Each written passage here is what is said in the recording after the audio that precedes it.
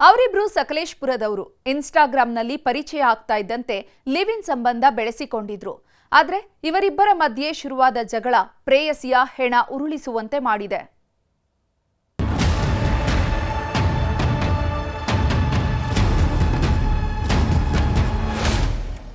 ಈ ಸೋಷಿಯಲ್ ಮೀಡಿಯಾದಲ್ಲಿ ಹುಟ್ಟಿಕೊಳ್ಳೋ ಪ್ರೀತಿಗೆ ಗ್ಯಾರಂಟಿನೂ ಇಲ್ಲ, ವಾರಂಟಿನೂ ಇಲ್ಲ ಬಿಡಿ.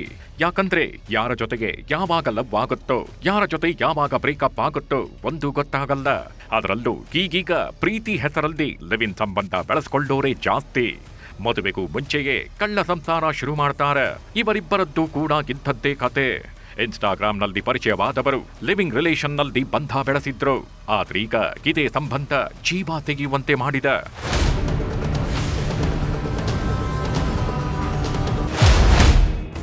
ಇನ್ಸ್ಟಾ ಲವ್ 6 ತಿಂಗಳ ಲಿವ್ ಇನ್ ರಿಲೇಷನ್. ಟ್ರಿಪ್ ಹೆಸರಲ್ಲಿ ಪ್ರೇಯಸಿ ಶೋಕಿ ಹರಿಸಿದ ನೆತ್ತರೋ ಕುಳಿ.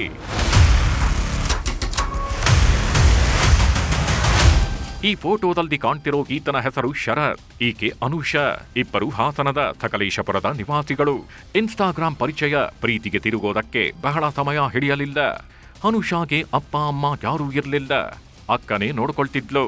ಯಾವಾಗ ಈತನ ಸಂಘ ಬೆಳೀತೋ ದಾರಿ ತಪ್ಪೋದಕ್ಕೆ ಬಹಳ ಸಮಯ ಹಿಡಿಯಲೇ ಇಲ್ಲ. ಬೆಂಗಳೂರಲ್ಲಿ ವಾಟರ್ ಟ್ಯಾಂಕ್ ಚಾಲಕನಾಗಿದ್ದ ಈ ಶರತ್ ಮಾಲೀಕರು ಕೊಟ್ಟಿದ್ದ ರೂಮ್ನಲ್ಲೇ ವಾಸವಾಗಿದ್ದ.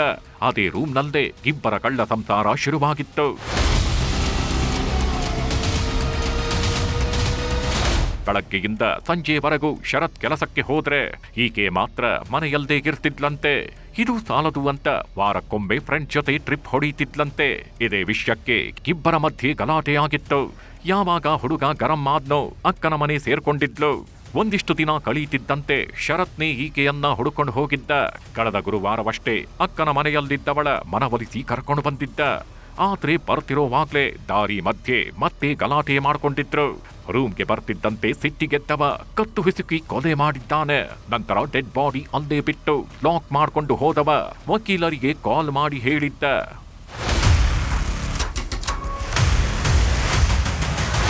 ಒಟ್ನಲ್ಲಿ ಪ್ರೀತಿ ಪ್ರೇಮ ಅಂತ ಲಿವಿಂಗ್ ರಿಲೇಷನ್ ನಲ್ಲಿದ್ದವಳು ದುರಂತ ಅಂತ್ಯ ಕಂಡಿದ್ದು ಮಾತ್ರ ಘೋರ.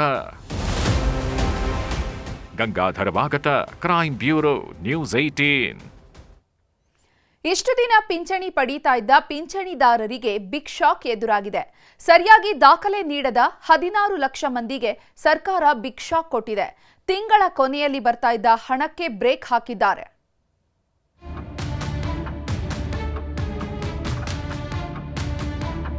ಸರ್ಕಾರಕ್ಕೆ ನೋಡ್ರಿ, ಮತ್ತೆ ನಾವು ಹೇಳ್ತೀವಂದ್ರೆ ಮತ್ತೆ ಅವ್ರು ತಿಳ್ಕೊಂಡು ನಮಗೆಲ್ಲ ಅನುಕೂಲ ಮಾಡಿದ್ರೆ ಚಲೋ ರೀ. ಮಾಡಿಕೊಟ್ರೆ ಉಪಕಾರ ಆಗುತ್ತೆ. ಇಲ್ಲದಲ್ಲಿ ಹೋದ್ರೆ ಸರ್ಕಾರಕ್ಕೆ ನಾವೇನು ಹೇಳಂಗೈತೆ ಹೇಳಿ. ಗೃಹಲಕ್ಷ್ಮಿ ಗೃಹ ಜ್ಯೋತಿ ಆಯ್ತು, ಈಗ ಪೆನ್ಷನ್ ಟೆನ್ಷನ್. 16 ಲಕ್ಷ ಮಂದಿಗೆ ಒಮ್ಮೆಲೆ ಶಾಕ್ ಕೊಟ್ಟ ಸರ್ಕಾರ. ಹೊಸ ಸರ್ಕಾರ ರಚನೆ ಆಗಿದ್ದೇ ಆಗಿದ್ದು ಒಂದರ ಮೇಲೊಂದರಂತೆ ಯೋಜನೆಗಳಿಗೆ ಸರ್ಜರಿ ಮಾಡ್ತಿದ್ದಾರೆ. ಗೃಹಲಕ್ಷ್ಮಿ ಹಾಗೂ ಗೃಹಜ್ಯೋತಿ ಯೋಜನೆಯ ಬೆನ್ನಲ್ಲೇ ಪಿಂಚಣಿ ಯೋಜನೆಗೂ ಮೇಜರ್ ಸರ್ಜರಿ ಮಾಡಿದ್ದಾರೆ. ಅನರ್ಹರಿಗೂ ಹಣ ಹೋಗ್ತಾ ಇದೆ ಅನ್ನುವಂತಹ ಕಾರಣವನ್ನ ಕೊಡ್ತಾ ಇರೋ ಸರ್ಕಾರ ಪಿಂಚಣಿಯಲ್ಲೂ ಕೈಯಾಡಿಸ್ತಾ ಇದೆ. ಬರೋಬ್ಬರಿ 16 ಲಕ್ಷ ಮಂದಿಗೆ ಶಾಕ್ ಕೊಡೋದಕ್ಕೆ ಮುಂದಾಗಿದೆ.